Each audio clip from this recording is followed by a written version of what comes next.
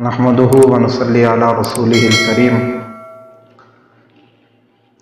आज की नशिस्त में हम देखेंगे इल्हाद की तारीफ़, इल्हाद का तारुफ। इल्हाद अरबी ज़ुबान का लफ्ज़ है जिसका माना है इनहिराफ, सीधे रास्ते से हट जाना। कब्र को भी लहद इसीलिए कहते हैं कि वो एक जानब हटी हुई होती है। तो इल्हाद का लुग़वी माना तो यही है हट जाना, एराज़ करना, एक जानिब हो जाना। लेकिन उर्फ़ में इल्हाद का इतलाक़ दीन हक़ से एराज़ पर होता है कि जो दीन हक़ से एराज़ करके कोई और रास्ता अपना ले उसे मुल्हिद कहा जाता है। तो इल्हाद की इस्तिलाही तारीफ़ समझने से पहले हम इल्हाद को दो हिस्सों में तकसीम कर लेते हैं। इल्हाद की दो किस्में हैं। नंबर एक इल्हाद कदीम और नंबर दो इल्हाद जदीद। इल्हाद कदीम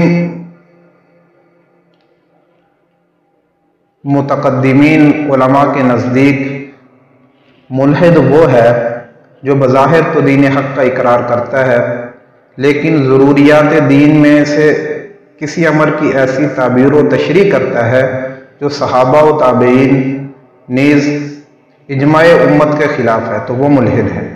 यानी दीन की ऐसी तशरीह जो दीन के उसूल, सहाबा और ताबीन और इजमा के ख़िलाफ़ है, ऐसी ताबीर करने वाला जो है वो मुल्हिद है। तो दूसरे लफ्ज़ों में दीन में तहरीफ़ का नाम इल्हाद है। हज़रत इब्न अब्बास रज़ी अल्लाह तआला अन्हु का एक कौल नकल किया है तफ़सीर कुर्तुबी में। वो कहते हैं कि इल्हाद है वह तब्दीलुल कलामी व वज़इही फ़ी गैरि मौज़िइही, यानी कुरान पाक को तब्दील करना और उसको गैर महल पर महमूल करना, ये इल्हाद है। लेकिन मौजूदा ज़माने में तकरीबन 18वीं सदी से जो इल्हाद का इतलाक़ जो है वो इनकार खुदा पर होता है।